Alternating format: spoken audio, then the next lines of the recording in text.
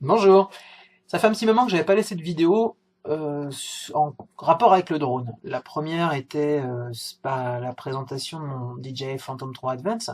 Depuis, la gamme s'est étoffée avec l'arrivée du Phantom 4, puis du Mavic, et tout dernièrement du Phantom 4 Pro. Donc là, le but, c'est pas de vous reparler de ce genre de produit, mais plutôt de l'aspect logiciel, avec une série de 3 logiciels qui sont créés par Autofly Logic. Et à ce titre, pour montrer que c'est assez récent, cette compagnie a été rachetée par une plus grosse compagnie encore qui s'appelle Hangar. Voilà, donc ça a 5 jours, sachant qu'aujourd'hui nous sommes le 20 novembre, donc c'était au 15 novembre, ça a été racheté. Euh, donc ça sera à l'avenir probablement sur un site dédié ou en partenariat. On n'aura peut-être plus accès à celui-ci quand vous regarderez cette vidéo d'ici 6 mois peut-être. En tout cas, l'idée c'est que je vous présente, je vais essayer de le faire assez brièvement, même si je suis assez bavard, ce logiciel qui tourne sous iOS, l'équivalent sous Android, ça s'appelle Litchi. Ça a pour but de automatiser toutes les tâches que l'on va pouvoir faire avec son drone. Vous allez voir que c'est filmé, comme ils disent un petit peu en dessous, like a pro. Donc en gros, comme un professionnel. Sachez que la plupart du temps, les professionnels sont deux, un qui manipule le drone et l'autre qui s'occupe de la partie capture vidéo. Bah là, avec ça, si en amont vous avez un petit peu réfléchi, ou même pas en amont, hein, sur l'instant, mais que vous savez un peu utiliser le logiciel, vous allez pouvoir faire des séquences qui sont très compliquées, ou du moins assez difficiles à réaliser uniquement manuellement. Alors, comme vous pouvez le constater, le logiciel, pardon, pas le logiciel, la page web du constructeur est totalement en anglais et malheureusement, le logiciel l'est également, ainsi que le tutoriel. Alors, ben, comme moi je l'ai pas mal utilisé, comme moi je souhaitais faire une vidéo en vous donnant envie de l'utiliser. Alors attention, hein, c'est payant, bon, loin de moi l'idée de vouloir vous faire payer une série de logiciels. L'autopilote, je crois que c'est 29,99 pour pas dire 30 euros, et si on ajoute Autoframe qui coûte 10 euros, il y a un pack couplé à 35 euros. Alors c'est quoi Autoframe? Ça va fonctionner plutôt pour l'Osmo. Alors si vous n'avez pas d'Osmo, déjà, il n'y a pas d'intérêt. Et Autopilote, donc avec tous les drones de la famille, vous voyez comme c'est indiqué là, l'Inspire One, le Pro, XT, Phantom 4, Phantom 3 Pro, Advance, Standard, le 4, le Mavic, et maintenant le Phantom 4 Pro, puisque à mon avis la page n'a pas été mise à jour. Donc bref, toute la famille DJI. L'intérêt, comme je disais, c'est que ça va être assez aisé une fois que vous l'aurez en main. Et je mettrai un lien donc pour pouvoir accéder au tutoriel version papier, donc en format PDF, tout traduit. Il y a 40 pages, je me suis un petit peu pris la tête à essayer de faire du mieux que j'ai pu pour pouvoir traduire tout ça. Donc tout ce que je vais vous présenter là, ça va être en anglais, mais moi je vais pouvoir le suivre avec mon petit tutoriel français sous les yeux, et vous pourrez en faire de même une fois téléchargé.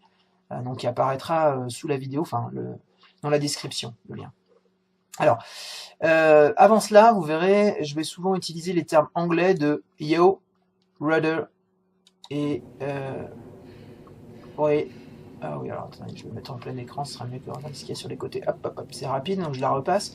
Yo, rudder, c'est l'asset, c'est ce que fait le monsieur là, l'Hello Micro, avec son drone, le mini drone. Après, on a le roll, qui est la même chose que ah bah non, il passe direct au pitch elevator, donc là c'est le tangage. Et le roulis, donc, aileron, c'est le roll, c'est ça. Voilà, donc là, je voulais le présenter parce que avant même de commencer la présentation plus générale de ce pardon. Ah oui, là j'ai lancé DJI, bon, c'était pas du tout ce que je voulais faire. Go. Et ça sera donc... Ah, ça c'est la grande... pardon, c'est le problème du direct, du moins de YouTube quand on le lance, c'est qu'il y a plein d'autres vidéos qui arrivent derrière. Alors, l'idée c'était de vous montrer À travers la série de les logiciels, Autopilote, je parlerai d'Airspace, qui est pas réellement un logiciel en tant que tel, enfin vous allez voir, c'est plus un utilitaire, et Autoframe, qui est aussi un logiciel, mais pour Osmo, comme je disais. Là, je suis sur mon iPad, je l'ai casté sur l'écran. L'idée, c'est de vous montrer Autopilote de façon assez sommaire. Puis je ferai peut-être une vidéo pour ceux qui ont un Osmo avec Autoframe, savoir ce que ça va apporter. Ça sera beaucoup plus court parce que c'est beaucoup plus succinct. Et puis vite fait là pour vous dire ce que c'est aussi qu'apparaissent les trois autres. Bon, l'icône DJI Go, vous connaissez nécessairement si vous avez un drone de chez DJI, c'est l'appli qui va vous être utile. Le UAV Forecast, c'est tout simplement un peu le style la chaîne météo, les choses comme ça, Météo France, mais assez précis, qui vous donnera des indications sur le vol, notamment le temps, la vitesse du vent, et pas mal d'autres infos. Bref, HD5, ça va être, pour moi, c'est assez utile dans la mesure où je télécharge comment dire, les données de vol. Donc à chaque fois qu'on a des logs, comme on dit, on va pouvoir les envoyer sur un site et les consulter. Il y a la version basique, et puis après une version payante si on veut vraiment aller dans les moindres recoins de tous ces vols et tout connaître. Bref, voilà, c'était pour ça. À quoi ça ressemble? Alors déjà, je vais commencer tout en haut, à gauche. Je suis allé vite. Vous verrez, je vais revenir dessus. Il y a le Fly School. En gros, tout ça là, tout ce que je vais faire défiler, c'est ce que j'ai traduit sur le PDF qui sera donc en lien en dessous. Donc bref, tout ça, voilà, ça c'est on va dire le guide, du moins le tutoriel, pour pouvoir bien l'utiliser. Ça fait peur, d'autant qu'il est quand même assez consistant, mais vous en faites pas, ne vous en faites pas, c'est, je l'espère, quand même à la portée de pas mal de personnes. Alors, comment il se présente? Donc je disais qu'il a, il y a l'équivalent en fait sous Android, ça s'appellerait Litchi.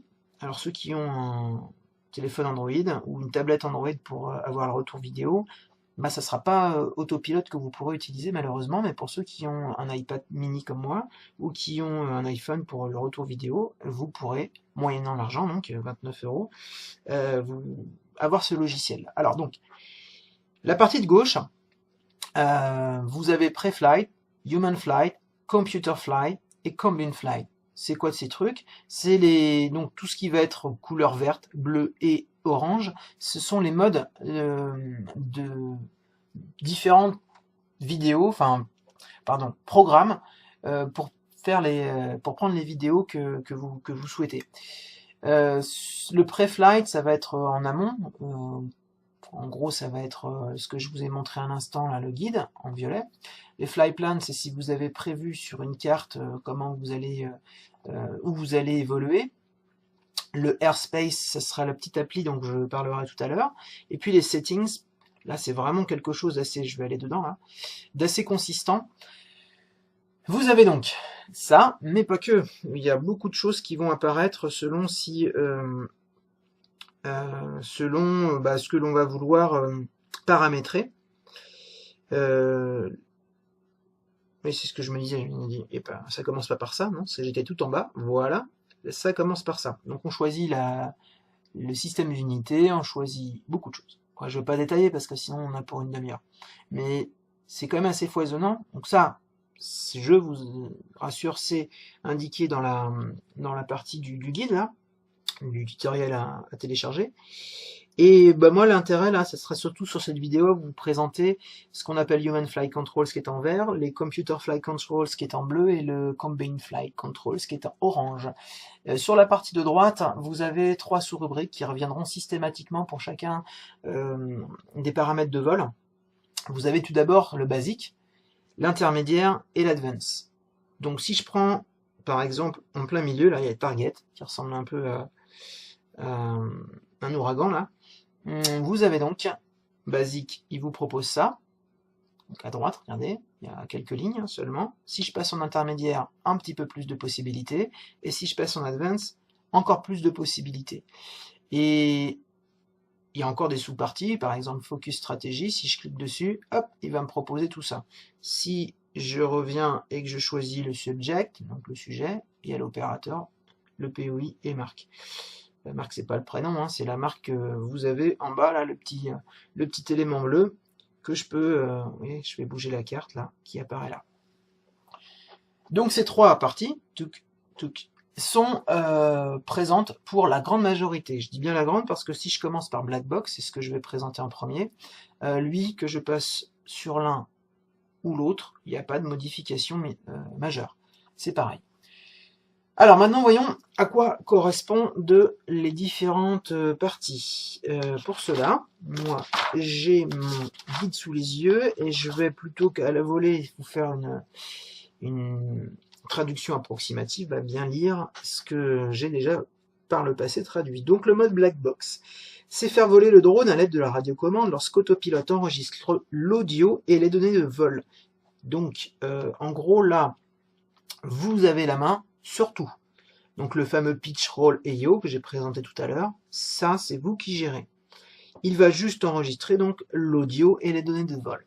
Le focus, lui, il va faire voler le drone avec la radiocommande pendant qu'Autopilote contrôle la nacelle.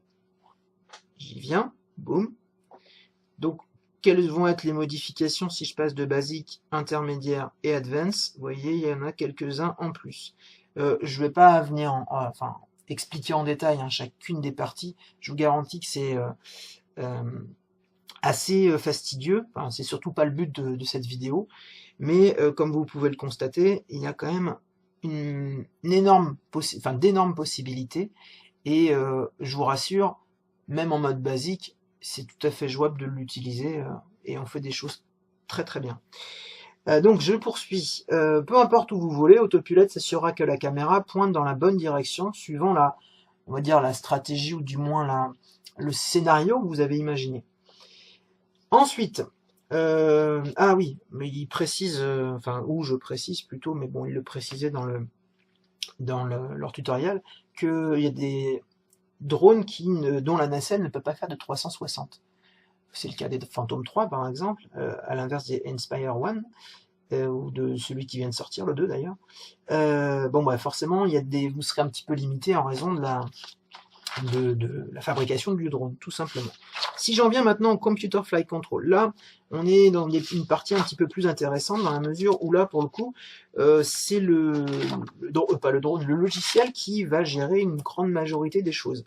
Le follow, c'est quoi? Ça va être que Autopilote va diriger le drone de façon à ce qu'il suive, alors soit on va choisir le personnage, en fait, ça va être le leader, ça peut être une personne que vous désignez, ça peut être vous-même, soit un angle, soit une altitude, ou soit une distance. Je passe la suite, l'orbite, le mode orbite, alors où est-ce que je l'ai mis celui-là? Voilà, l'orbite il se distingue du mode follow en ajoutant un angle d'incidence qui change continuellement et qui est reposé sur dans un sens horaire ou anti-horaire. C'est pour ça que si je... Voilà, vous verrez mieux.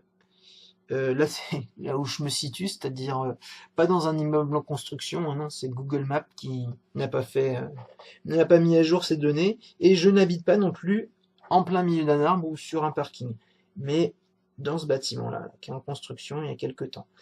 Donc voilà, l'idée c'est la suivante, c'est qu'en fait vous allez avoir un cercle comme ça, vous définissez, lui va le définir, du moins le point central, et vous allez par contre définir la distance, la hauteur, l'angle, et puis après quand vous êtes prêt, vous allez fly dashboard et lancer votre drone, il va être complètement automatisé et votre vidéo sera beaucoup plus fluide que si vous-même vous essayez de faire un orbite, c'est-à-dire un cercle, autour d'un point précis, par exemple votre maison, quand vous êtes chez vous, pour voir les belles tuiles ou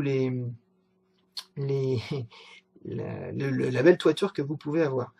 J'en viens au mode target. Je tourne mes pages. Autopilote dirige le drone vers un point sur la carte prédéfini par une altitude. Vous pourrez déplacer votre drone vers différents points en déplaçant le marqueur, ce marqueur-là, qui ressemble un petit peu à, comme je disais, comme un cyclone. Là. Et donc on peut le déplacer en temps réel. choisir l'emplacement. Donc là, je vais avoir du mal parce qu'il faut que je lance pour ça le fly dashboard, c'est-à-dire en gros les données de vol, que je lance mon drone tout bêtement, hein, et puis l'opération du scénario. Ça ressemble au mode Waypoints, mais c'est réalisé en temps réel. C'est-à-dire qu'on peut modifier toutes les données en temps réel. Ensuite, Zipline, comme le terme le dit, et puis comme vous pouvez le constater là, on va choisir, je dézoome un peu, voilà, on va choisir pour le Zipline, c'est basé sur le mode target en ajoutant un second point qui est défini comme une ligne sur laquelle le drone peut se déplacer. Si le point A et le point B sont à des altitudes différentes, Autopilote tentera de suivre une ligne droite en 3 dimensions en respectant la valeur max que vous aurez renseignée. Si la distance horizontale et la distance verticale entre les points ne permettent pas de réaliser complètement une ligne droite, alors Autopilote finira le mouvement vertical lorsqu'il s'approchera du point B. Bon, bref, ça c'est pour vous donner un petit peu l'idée que ça va être des va-et-vient continus. Ok, le mode panneau. Ça existe déjà, hein, ce genre de choses-là, sur DJI Go, encore que pas tous, mais en version beaucoup moins paramétrable. Là, vous avez vraiment, comme je disais, hein, là c'est basique. En intermédiaire, on a ça. Et en advance, on a tout ça. Donc là, on peut vraiment se faire plaisir, ou du moins être hyper pointilleux quant à l'utilisation de ces différents modes. Le mode panneau, eh bien, c'est une série de photos, hein, tout bêtement, qui vont être assemblées et faire un beau panorama, à la manière de ce que sait faire l'Osmo lorsqu'il est en mode panorama. Il va prendre une série de 5 photos et vous les assembler. Bah là, c'est la même chose, mais ça peut être du 360, du 180, peu importe. En tout cas, c'est tout automatisé. Ensuite, on arrive à la partie orange, là sur la partie gauche, entre le Waypoint, le Cruise, Mimic et Intercept. On a donc, si je passe sur Waypoint, ce sont des Combined Flight Control, c'est-à-dire que là, ça va être autant le logiciel que vous, l'opérateur, qui allez agir. Ce mode Waypoint, c'est le principe de la zipline, mais en ajoutant différents points. Par exemple, on peut en créer une 50aine, en se disant, tiens, le premier point, il va être là, je vais en ajouter un autre à un autre endroit, et voilà, tap for option, et je vais en rajouter un troisième, etc. Donc là, l'idée, c'est que ils se rendent à différents, pas à différents lieux, mais du moins que vous fassiez un circuit, et que lui va tout simplement les exécuter, d'où le mode Waypoints. J'en viens au suivant, le Cruise. Le Cruise, il est... désolé, hein, je tourne mes pages parce que il y a quand même, c'est assez foisonnant les sous-parties qu'on peut trouver. Le principe de ce mode est de refaire évoluer le drone avec la radiocommande pour qu'Autopilote utilise une ou plusieurs stratégies en contrôlant les fameux pitch, yaw et roll, et vous pourrez observer différents comportements de vol et stratégies, et en faisant varier ces combinaisons. Pardon. Je suis en train de relire la même phrase. Donc là, le cruise, c'est vraiment, on a la main sur tout, et on va tout modifier en temps réel. Ensuite, on a le mode, je les appelle le mode mimique. Là, le mode mimique, c'est ce que vous allez faire avec votre iPad ou votre iPhone, et en gros, il va illimiter.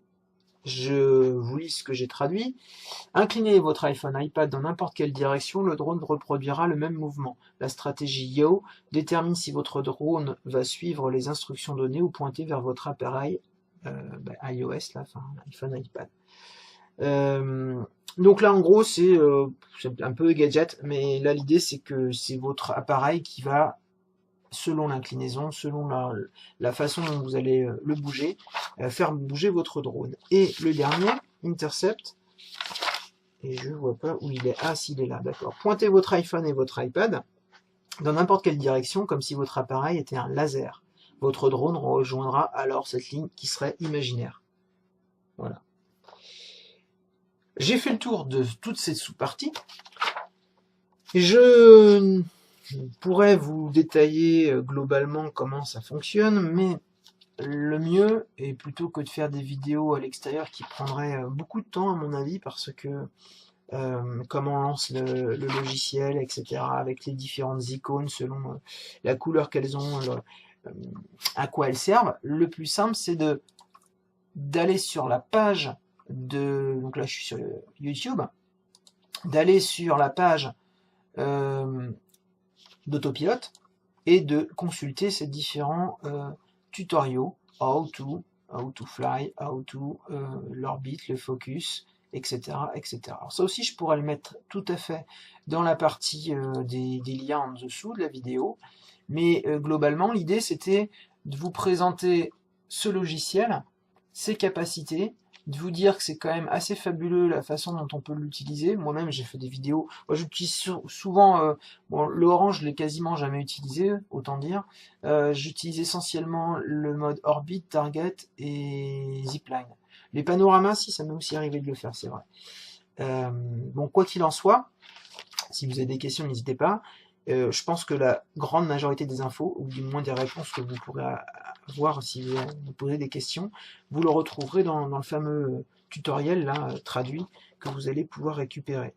Et si moi j'ai d'autres informations plus précises à apporter, j'hésiterai pas dans les commentaires. Enfin, je disais tout à l'heure qu'il existait d'autres logiciels, notamment, et là je pourrais revenir d'ailleurs sur mon iPad, pardon. L'autre c'est Airspace et Autoframe. Donc même chose quand on va chez eux, Autofly, là je suis sur Autopilote, mais ils présentent les deux autres, Autopilote et Autoframe. C'est donc la série au complet là. Airspace en fait, il va me demander de choisir un device, un appareil sous Android, sous iOS. Bon, bah globalement, enfin moi je vois plutôt ça comme ça, un iPhone, oui c'est ça, un iPhone, pardon, de façon à ce que il vous repère et il vous suive.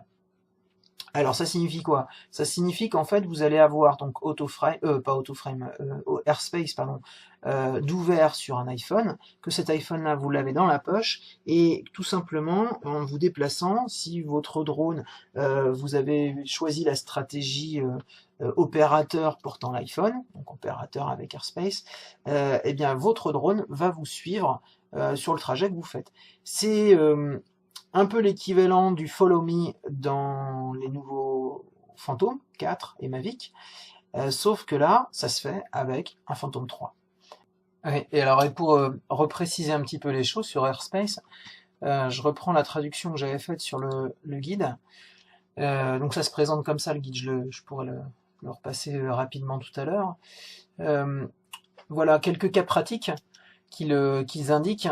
Par exemple, utiliser la localisation d'un iPhone comme le focus subject lorsque le téléphone est porté par un athlète, c'est ce que je donnais comme exemple tout à l'heure, et utiliser la localisation d'un iPhone comme le follow leader sur un réseau qui ne comporte que le Wi-Fi d'un iPad. Utiliser l'altitude barométrique d'un iPhone comme l'altitude de référence sur un vieil iPad qui n'a pas cette fonctionnalité, et qu'il lave sur les iPhones. Utiliser la localisation d'un drone comme le focus subject pour un second drone. En gros, un drone qui va filmer l'autre qui le survole. Et utiliser la localisation d'un drone comme le follow leader pour un second drone. Lorsque, voilà, j'ai mis un exemple d'exercice lors de formation de pilotage. Donc l'intérêt de ce genre de logiciel, c'est de créer des combinaisons, un peu comme le mode Follow Me, pour qu'on suive quelqu'un, ou on suive un objet, en l'occurrence le drone, qui aurait ce mode Airspace ouvert. Voilà, et tout ça pour vous dire, donc regardez là, c'est le fameux guide que j'ai traduit, tout ça pour vous dire que c'est quand même très... tiens, ça c'était les icônes que je voulais placer tout à l'heure. C'est quand même très riche comme logiciel, Et ce que j'ai fait comme la présentation, par exemple, là je prends le mode intercept, ah oui, c'est pas une bonne idée, parce qu'il n'y a que le mode avancé. Si je prends le mode mimique, par exemple, voici comment c'est présenté. J'ai essayé de suivre la présentation, c'est pas comme ça dans la partie tutoriel internet, dans la mesure où ce sont des liens actifs. Si vous cliquez sur basique, ça va être la partie basique qui va s'afficher, intermédiaire ou avancé. Moi, ce que j'ai fait, j'ai créé un tableau dans lequel vous aurez les trois en comparaison, pour voir un petit peu les différentes possibilités, ce que ça apporte en plus ou en moins, selon si on va vers le basique. Voilà, donc cette partie-là, normalement, elle est destinée à ce que... Ah oui, j'ai intégré des liens aussi, c'est vrai. J'avais zappé ça. J'ai intégré des liens, les fameux liens de la vidéo, de la chaîne, pardon, Autofly Logic, qui présentent comment fonctionne le mode waypoints, etc. Et donc au tout début, j'ai dû mettre aussi le lien pour comprendre ce que c'est que le roulis, le pitch et le IO. Alors là, ça c'est la petite couverture que j'avais créée. Voilà, c'est ça, avec ce lien-là. Donc a priori, j'espère que ça vous a peut-être plu, peut-être que ça va vous tenter de commander, de prendre ce logiciel et de le tester. En tout cas, c'est une façon assez, à mon avis, intéressante de ne pas changer pardon de drone si on veut avoir des comment dire fonctionnalités que l'on retrouve pas sur le Phantom 3 de base. Donc clairement le follow me, les trucs orbite et choses comme ça existe sur DJI Go, mais ça n'existe pas nécessairement de façon très développée, de façon très étendue dans les configurations. Voilà, si vous avez des questions en tout cas, n'hésitez pas. Et puis, à bientôt pour une prochaine vidéo.